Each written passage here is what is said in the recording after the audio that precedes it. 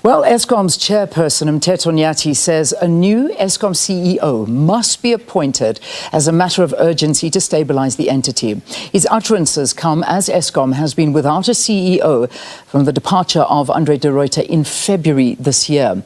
The recent departure of Eskom chair, Mpho Makwana, is one of Eskom's resignations in crucial leadership positions, and this amid continuous dismal reports on operational and financial results. In its annual report posted last week, Eskom's financial year, which ended in March 2023, saw a decline in both operational and financial performance, incurring a net loss of 23.9 billion rand, doubling up from the 11.9 billion rand net loss reported for the previous financial year. Now, Eskom says primary energy expenses, specifically the expenditure on generation capacity of open-cycle gas turbines, remains the biggest contributor to the financial loss. Well, brand new in the Eskom chair, we have got the chair himself in studio with us, Mteto Nyati, and he's here to just talk to us a little bit about Eskom and, of course, his role that he's going to embark on. Welcome. Good to have you here at Morning Live. Good to be here, Leanne. Thank you. I'm not sure if I should be congratulating you on this role or saying, what were you thinking? And genuinely, what were you thinking when you actually accepted taking up this role? Yeah, it was not an easy decision to make, but we also need to be asking ourselves the question, if it is not you, who will? Because this is a job that needs to be done. The country needs Eskom to be back up and running again. We need people who have got some kind of an experience in fixing and turning around operations. And when the time came and when people reached out, I reflected on it and I said, look, it's so easy to blame and complain and point fingers. We need to, as business people, stand up and be counted and try and help build this country. So that's where I was coming from accepting this. It's not something that I wanted, but it's something that I believe I need to do. You even stepped down from 2 boards that you were on. Absolutely. So that you could focus on this entirely. Yes. I used to be on the board of Nedbank, a role that I appreciated, I liked. It was challenging me intellectually, really great. The same with Telkom. But when I made this decision to be the chair of Eskom, I felt I need to focus on it. And for me to do that, I needed to have the time to do it. So you come from a very differing background. Yeah.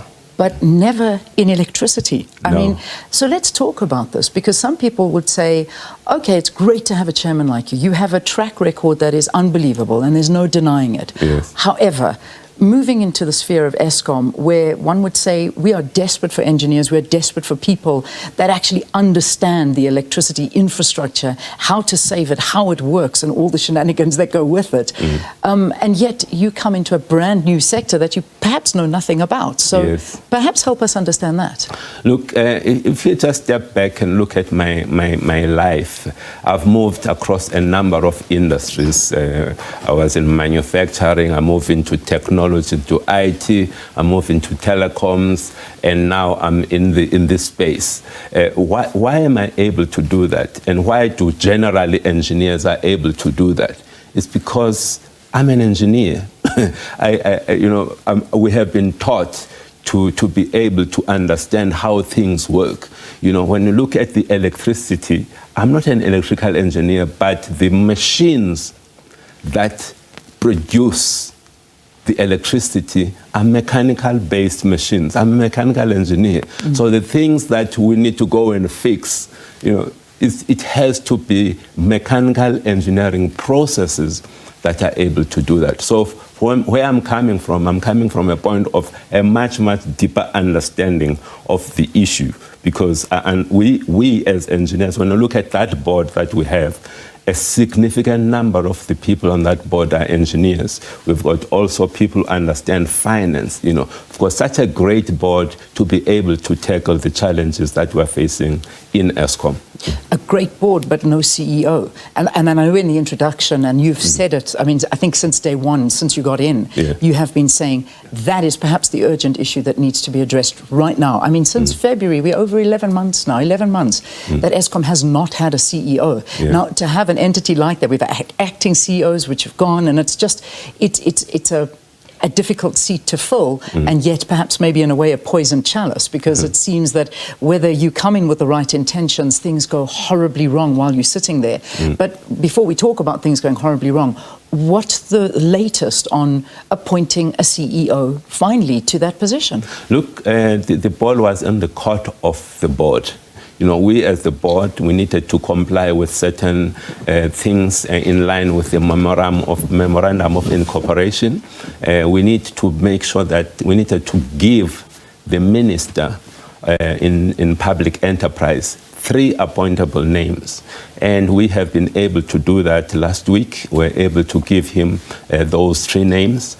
And now the processes from the government side of things are taking place, whereby they need to go through whatever they need to go through, and at some point they will come back and give us a name out of those 3 names.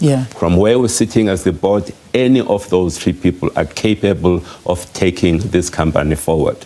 All right, so we wait on that. Are you thinking perhaps before year end? This may should be before year end. Certainly, it should be before year end. Our minister has also publicly stated the same thing. All right, let's talk about ministers. Let's get that out the way, because, you know, one thing that has been glaringly obvious is that, yes, you bring in great guys for the job. Yes, you have, as you say, an exceptionally brilliant board.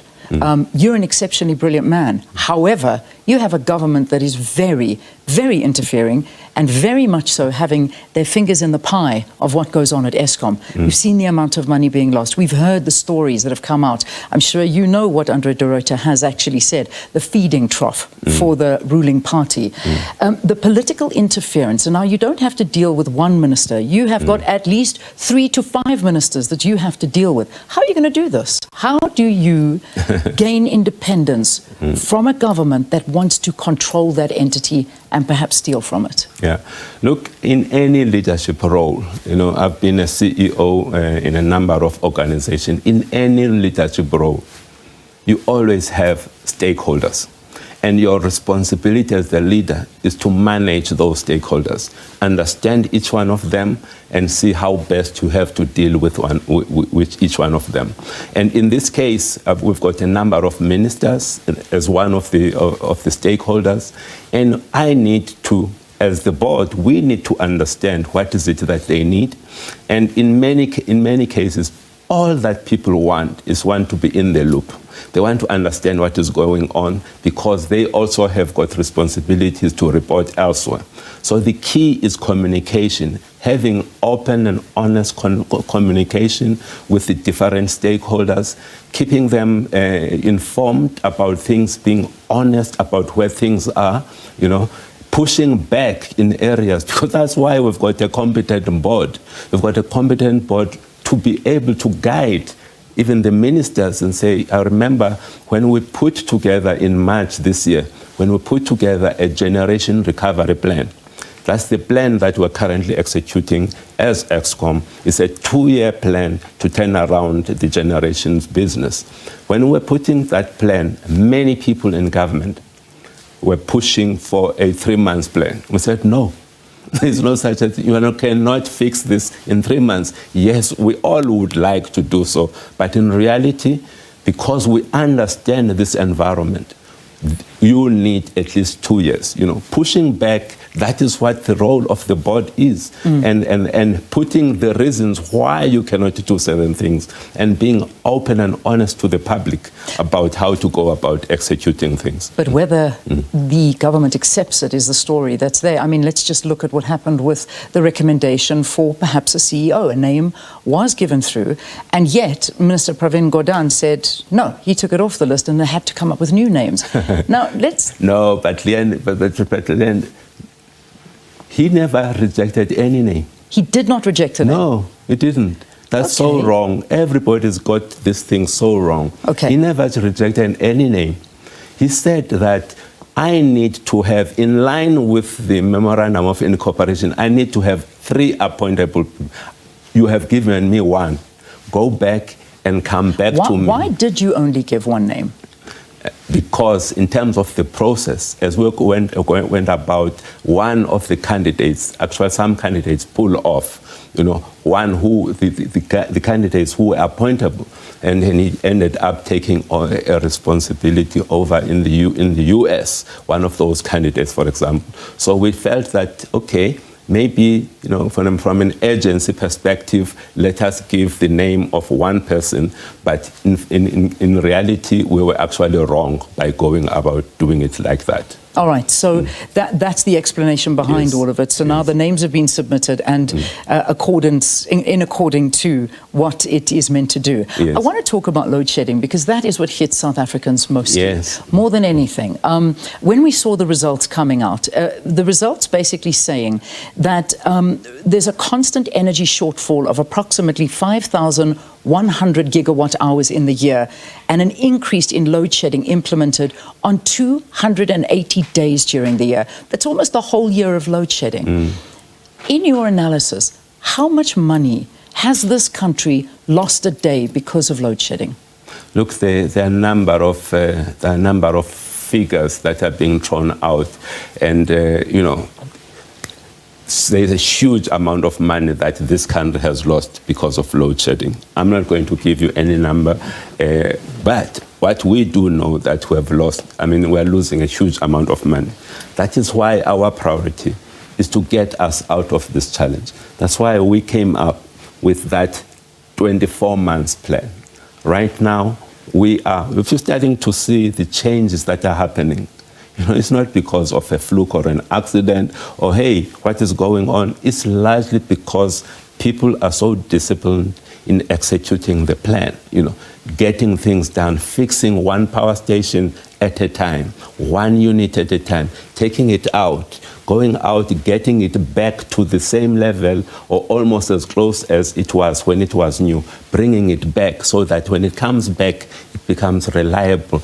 That is the process. Unfortunately, it's going to take time. That's why we needed this 24 months to get it done. But the changes that we're seeing now, the light at the end of the tunnel that you're seeing now, it's largely at the back of that team in generation that has been working on this. So I'd like to quiz you on that because when this all started, very few South Africans were off the grid, that were paying for their own solar, that were paying for alternative energy in their houses, in their offices, in their hotels. You take a big resort like Sun City, you see factories that are now having to be self-sufficient. So they've gone, basically, they try to ease, all of us are trying to ease the burden on Eskom by taking it on ourselves and adding to our expenses, even whilst still paying Eskom and increased amounts to Eskom for not getting electricity. So let's put that into consideration. The demand surely has dropped from South Africans, and that has helped you. We, as South Africans, have helped you by taking the burden away, and yet you're saying it's because you've increased generation. How much has it increased? No, I'm not saying that 100%. The reason why we are where we are, things are getting better, is 100% because of Eskom. No. There's a lot that Eskom has done. If you look at their key measurements that you need to be looking at, the energy availability factor, that looks at how available are the machines of Eskom to produce. When you start to see that going up, it means that our performance is getting better. We're able to produce more. Then the other key factor is called UCLF, which is unplanned capacity load factor. When you see that going down, it has been hovering around 19,000 megawatts. Now it is sitting around about 13, which means the amount of machines that are sitting idly, not working, that should be working, is coming down. That is the direct result of the work that the people within Eskom are doing. Of course, there is also the reduction in load based on the fact that many of the South Africans are using solar. But that is not available all the time. You still need to be able to get and charge some of those batteries from the grid. So that is what has been happening. It's a combination of factors, but hey, we need to thank also Eskom, the teams in Eskom, for some of the work that have been doing to get us to where we are. I want to talk about IPPs because that's also one of the very big issues that is affecting Eskom. And I suppose an interesting quote, I mean, including car powership, and perhaps we can get to car powership as well. Someone commented that IPPs are not ripping off Eskom, but it is Eskom that gives them the power to milk it. Talk to me about this. Come back with that again. That IPPs are milking you and you giving them the leeway to do that. IPPs are milking us. When you look at the IPPs are there to support the country when it comes to making sure that there is always energy that is available, And the system operator looks across the entire system and asks themselves the question, where can we get the best energy at the right kind of price at any given moment in time? And if we do not, as generation within Eskom, do not have enough capacity, then we switch on when we rely on the IPPs, So yes, if we are not performing well as a company, we force ourselves to go and use the IPPs. But as now things are improving, we are going to be using less and less IPPs, So it is it's all on us. How much are we using currently of IPPs? It's probably around about 5 megawatts right now. At what cost? Yeah. At what cost? It's of course slightly more than how we are producing, but much less than how in terms of diesel. Diesel, that's the most expensive source of energy. The OCGTs are I would rather be using IPPs than using OCGTs of Eskom. But the point now is that the IPPs are costing us more. We were not told that. We were told that IPPs would be cheaper. But you've just said that they are more expensive, in fact, right now. No, look, what I'm saying is that each and every energy source has got a cost to it. One of the cheapest forms of energy is the one that we're getting IPPs from wind, even better than how we're producing within Eskom. So when we're getting energy from that, we are happy as Eskom. If we're getting it from solar, we're happy. You're starting to get it from gas, it's starting to become more expensive. So it depends what type of IPP you are getting the energy from. The one, we could carry on for a long time on this one, but there's so much, and I need to wrap now. But there is one important point that was raised when we heard the medium-term budget policy statement, basically saying that government has promised a relief on municipalities who owe debt to Eskom, that this will eventually be written off, including places like Soweto for over the years, and that debt continues to grow. Is this not irresponsible in a way? Do you not think that this will perpetuate more of the cycle of financial irresponsibility? I think we're sitting with a big problem of about 60 billion rand of debt by municipality, which is a problem. And that number continues to go up. We need to find, as a country, a way of arresting that. And the innovative way that Eskom, together with national treasurers, come up with a solution which says, we will write off your debt, but you need to demonstrate over a period of time that you are paying your current account. So whatever you're owing Eskom now, and next month, you need to start paying that.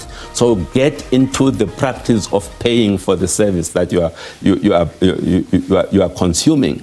So once you have done that over a period of time, we will start to take off and write off your debt. So to me, first, it gives Eskom the cash flow to be able to live today.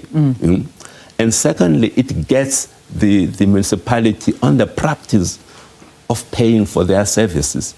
And it's not like you are rewarding, you are actually entrenching a good behavior. So that's why I'm saying it's quite innovative. Yes, there is the the carrot is the fact that, yes, some of my debt is going to be written off, but you are forcing the person to do the right behavior. So to me, that is actually the best approach. Got to leave it there. Thank you. It's not going to be easy. No. But we're hoping that this will be a turnaround. We're always living in hope. But Mteto, thank you for talking to us. Thank you for coming in. And good luck with the position. We know it's only been a week, so good luck with all that's coming. That, of course, the brand new Eskom chairman, Mteto Nyati, talking to us about Eskom matters. Now, meanwhile, the Department Portfolio Committee on Mineral Resources will be holding public hearings on Electricity Regulation Amendment Act, which seeks to establish a national regulatory framework for the supply of electricity industry, making the National Energy Regulator of South Africa the custodian and enforcer of that regulatory framework. So keep an eye out for that story. Let's take a break. We'll see you after this.